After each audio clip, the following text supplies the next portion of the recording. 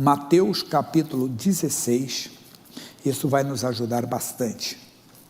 E Mateus, Provérbios, estou falando Mateus porque eu botei Mateus no meu coisa, mas é Provérbios. Mateus, eu acabei. Mateus vai descansar um pouquinho, né?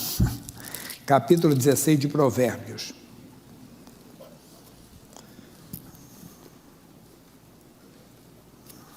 Capítulo 16, versículo 18 e 19. 18 diz: a soberba precede a ruína, e a altivez do espírito precede a queda. Eu gosto da tradução que diz: o orgulho precede a queda. É uma coisa séria. A pessoa às vezes está muito bem no evangelho, começa humilde, não conhece nada.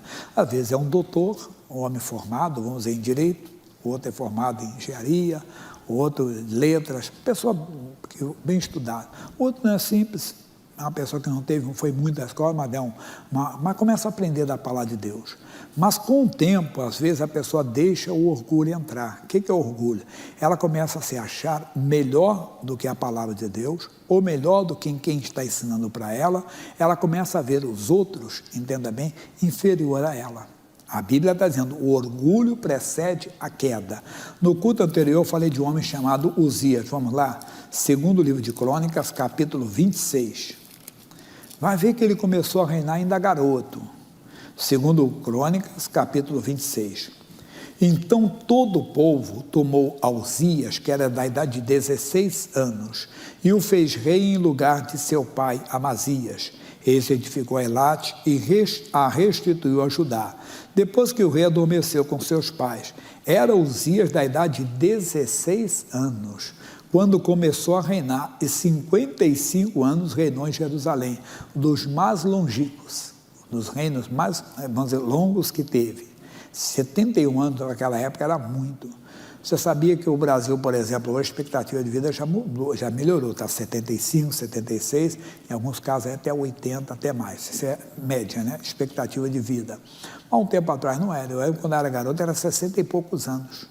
60 e poucos a minha idade, era bem velhinho mesmo, já era um idoso. Nos dias de Jesus, a expectativa de vida era 45 anos. 45 anos. Então ele teve um reino longo, a poder ter tido mais. Deixa eu explicar para você. Diz assim: e fez o que era reto aos olhos do Senhor, conforme tudo que fizera Amazias seu pai. Porque deu-se a buscar a Deus nos dias de Zacarias, sábio nas visões de Deus. E nos dias em que buscou o Senhor, Deus o fez prosperar. A Bíblia não mente. Aqueles que buscam ao Senhor de nada tem falta. Salmo 34, versículo 10. Isso foi muito antes dele. Quem escreveu foi o rei Davi. Davi é muito antes de Uzias.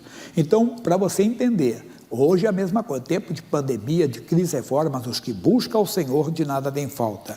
Porque saiu e guerreou contra os filisteus, e quebrou o muro de Gate, o muro de Jabné, e o muro de Asdod, e edificou cidades em Asdod, e entre os filisteus.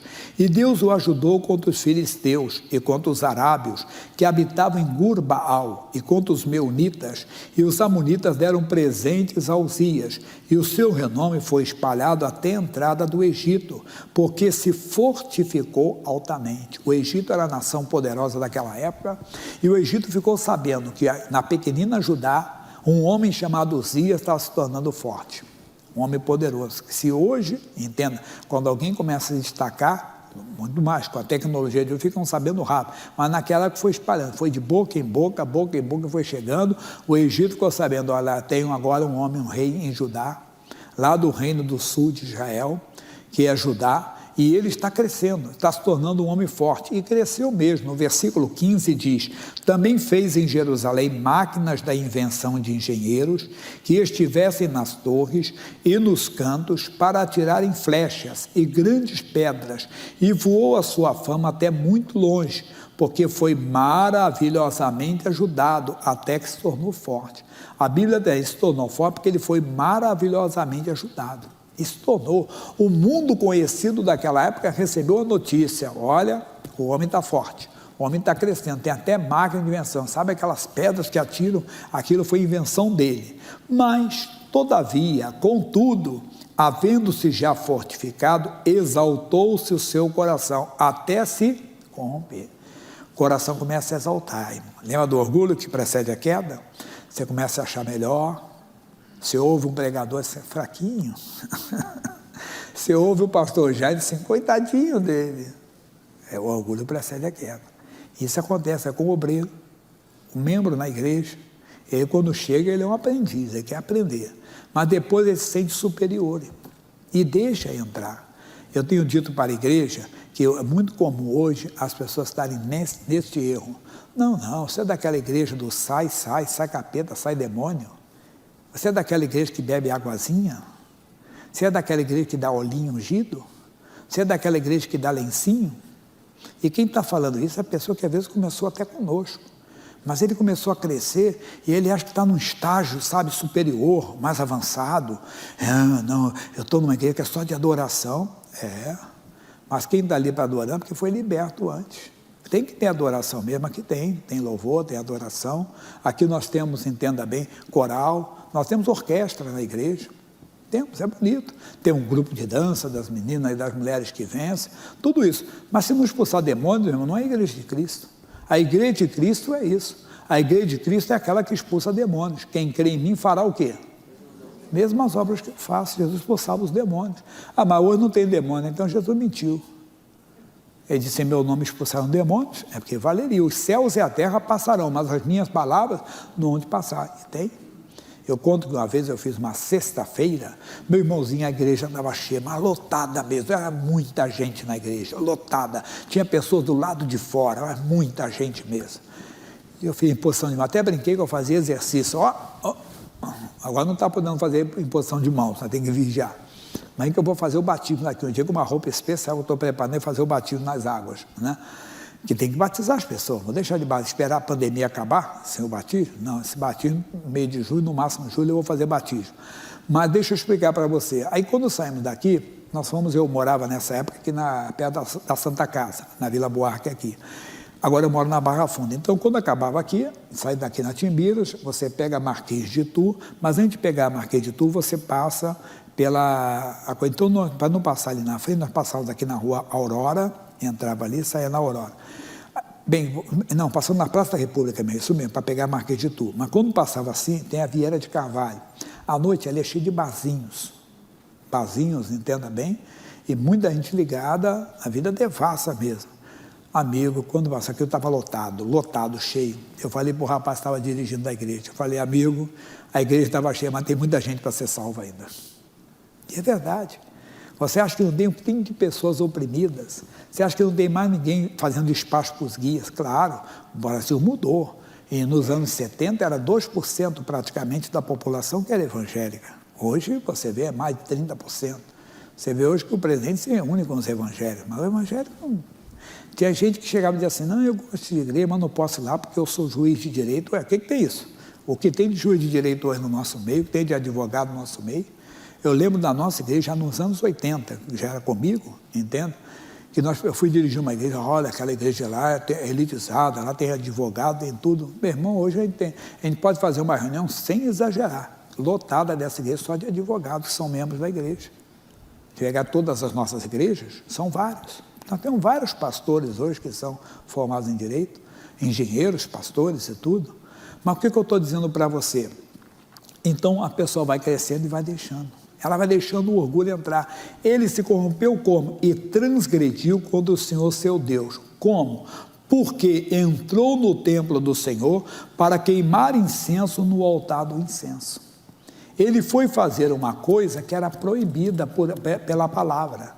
Alguém disse, o céu é o nosso limite, não, a palavra é o nosso limite. Não vá, Deus não autorizou. Se a palavra condena, não vá. Não, mas eu posso, que eu sei. Deus, no meu caso, Deus permite. Não permite. Ele se achava tão no direito, ele se achava tão próximo de Deus, tão ungido de Deus. É como tem pessoas que dizem, eu não leio mais a Bíblia. Não, como é que Deus fala direto comigo? Você é muito especial mesmo, hein? A Bíblia diz que a fé, parece que é cômico, mas que não estou falando da alusão a ninguém, não. Falando no caso geral. Tem um caso que eu nem sei quem é a pessoa, que disse que o pregador fazia isso. Pessoal, eu não sou como esses pastores de laboratório que trazem esboço, né? Esboço aqui, quer dizer, os versículos, apontamentos, né? Não, um resumo. Eu não, eu falo comigo, Senhor, fala comigo. E onde cai? Caiu no Salmo 34, vamos ler. Aí diz que um dia ele foi abrir a Bíblia, foi abrindo, aí ele falou assim, vamos pessoal, abrir agora. E caiu nessa página aqui, ó, em branco. Pessoal, Deus não tem nada para falar com a gente hoje. Parece cômico isso, mas isso aconteceu. Eu não sei nem quem é o personagem que fez isso. Como diz um amigo nosso, né? Eu não sei nem quem é um artista, né? Que fez isso, mas acontece. Cuidado. O orgulho precede a queda. Esse homem, até aí, pessoal, vamos dizer assim, é uma coisa admissível, né? Que não devia acontecer, mas acontece. A pessoa deixa entrar, mas agora que vem o pior. O quê? Porém, o sacerdote Azarias, porque ele entrou ali para queimar incenso, que era uma obrigação do sacerdote. Porém, o sacerdote Azarias entrou após ele, e com ele 80 sacerdotes do Senhor, varões valentes, e resistiram ao rei Uzias, e lhe disseram, a ti, Uzias, não compete queimar incenso perante o Senhor, mas aos sacerdotes, filhos de Arão, que são consagrados para queimar incenso, sai do santuário, porque transgrediste, e não será isso para a honra tua da parte do Senhor Deus. Ô Uzias, você não vai ganhar ponto nenhum com Deus. Isso aí não vai, não adianta fazer isso. Que ele achava que ele poderia fazer aquilo para Deus, para a obra de Deus, mas não era a missão dele. Ele não tinha que fazer aquilo. Aquilo era ofício do sacerdote. E ele foi repreendido. Aí é aqui que vem a mensagem. O quê? Então Uzias se indignou e tinha um incensário na sua mão para queimar incenso. Indignando-se ele, pois contra os sacerdotes, a lepra lhe saiu à testa perante o Senhor, entenda, junto ao altar do incenso. Meu irmão, isso é para mim e para você, cuidado. Não fique indignado com a palavra de Deus. Eu volto aqui já. Provérbios capítulo 12, olha o que diz a Bíblia. Provérbios capítulo 12. Diz, o que ama o conhecimento, o que ama a correção, ama o conhecimento. Mas o que aborrece a repreensão é o quê? É um bruto, tem tradução dela, é um estúpido. É um estúpido. Porque qual é o pai que não repreende o filho que ama? Não é verdade? Imagine, puxa, você às vezes vê uma criança fazendo algo, uma manha na rua, você até chega e diz, se fosse meu filho, se fosse meu neto, já passou isso com você? Mas não é, você não vai repreender. Ou assim é seu, vai. Hoje eu tenho neto, os filhos já estão adultos, mas até os filhos são adultos, eu repreendo também. Mas imagine, eu vou repreender. Ele não entendeu que Deus tratou ele como filho. Deus repreende aquele que ele trata como filho. E ele estava sendo tratado como filho. Deus poderia simplesmente tirá-lo, colocar outro no lugar dele, mas não, Deus mandou o sacerdote ali para repreendê-lo. Quer dizer, dando uma oportunidade para ele, e ele não aceitou aquilo. Antes de voltar dele, vamos para o capítulo 32 de 2 Crônicas. Só pegar uma informação e fazer um comentário. 32, versículo 25. É de um homem, pessoal, de Deus mesmo. O nome desse homem era Ezequias. Esse Ezequias, quando ele assumiu o reino, ele tirou toda a idolatria do reino, tirou toda a coisa errada, ensinou o povo a amar a Deus, a adorar a Deus. A Bíblia diz que nos seus dias Judá prosperou. Aí uma guerra se levantou contra ele. A Bíblia conta que essa guerra que se levantou contra ele foi uma guerra muito séria. Era Senaqueribe, imperador do exército, imperador do reino da Síria, um reino cruel naquela época. Ele reuniu o seu pessoal. Pessoal, não temais, nem vos espanteis por causa do rei da Síria, nem por causa de toda a multidão que está com ele, porque maior é o que está conosco. E ele venceu. Deus, ele com o profeta Isaías, oraram ao Senhor. Deus mandou um anjo que acabou com 185 mil homens valentes do exército do rei da Síria. O homem era de Deus mesmo. Aí ele ficou doente e ele clamou a Deus, pediu misericórdia, não entendia. Deus respondeu. Olha o que diz aqui, versículo 24, tá? Naqueles dias Ezequias adoeceu de morte e orou ao Senhor, o qual lhe falou e lhe deu um sinal. Mas, vamos ao 25, que é o nosso versículo, mas não correspondeu Ezequias o benefício que o Senhor lhe fez. Por quê, pastor Jaime? Porque o seu coração se exaltou. Coisa séria.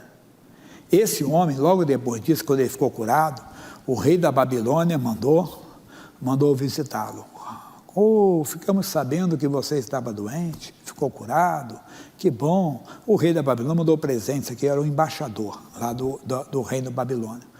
E ele foi, sabe, com orgulho, quero mostrar para vocês como é que Deus tem me abençoado. Abriu as portas do palácio, mostrou tudo o que tinha, tudo.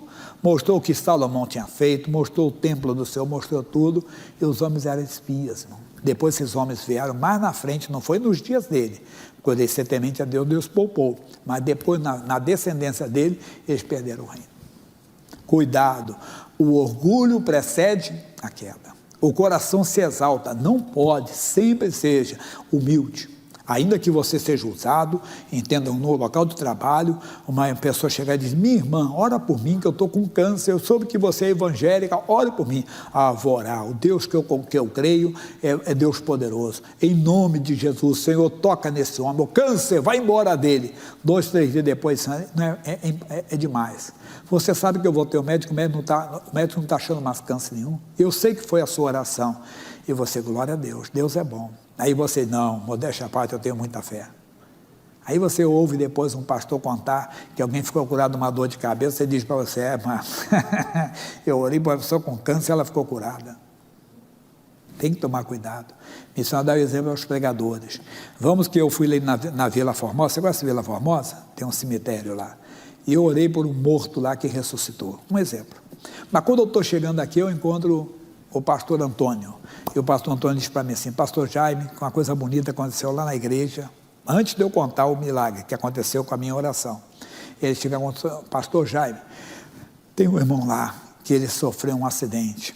E tem 3 anos que ele não anda e está na cadeira de roda. Pastor Jaime, eu orei, o homem se levantou. Eu tinha um testemunho para contar para ele. Qual que eu ia contar? Que o morto ressuscitou. Eu fico calado. Ele disse, isso aí não é nada, Antônio. Acabei de vir da Vila Formosa, o morto ressuscitou. Aí eu, bobo aí. Então eu vou até me calo. Para quê? Para não tirar, entenda a alegria dele. Eu me calo. Mas aí não, isso aí não é nada, irmão. Acabei de orar, o homem estava agora, está ali, ó. O corpo estava até cheirando mal. Cheguei lá e falei assim, em nome de Jesus, levanta-te. O moço se levantou, está aí, vai sair no jornal amanhã e tudo. O orgulho precede a queda. Cuidado, muita gente faz. Voltando no capítulo 26, e foi sério, e diz aqui, então, versículo 20 agora, então o sumo sacerdote Azarias olhou para ele, como também todos os sacerdotes, e eis que já estava leproso na sua testa, e apressadamente, o lançaram fora, e até mesmo saiu para sair, porque ele visto que o Senhor ofereceu, que tinha sido e foi permitido. Assim, atenção pessoal, ficou o leproso o rei Uzias até quando? Ao dia da sua morte. Mas por que Deus não curou? Ele não se arrependeu. Irmão, tem gente que fica até o dia da sua morte. E aí vem o pior, aqui é só figura para nós. O quê? E morou por ser leproso numa casa separada. Atenção, porque foi excluído da casa do Senhor. Ficar doente até o dia da morte não quer dizer nada. Pessoal, falta entendimento, né? Mas o pior é ser excluído da Nova Jerusalém, irmão. Ser excluído da eternidade linda, reservada para mim e para você. Meu irmão, não fique. Hoje, coloque a sua casa em ordem.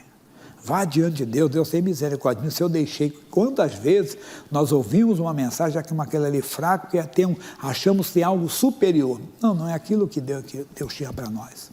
Não deixe de maneira nenhuma o inimigo tomar conta.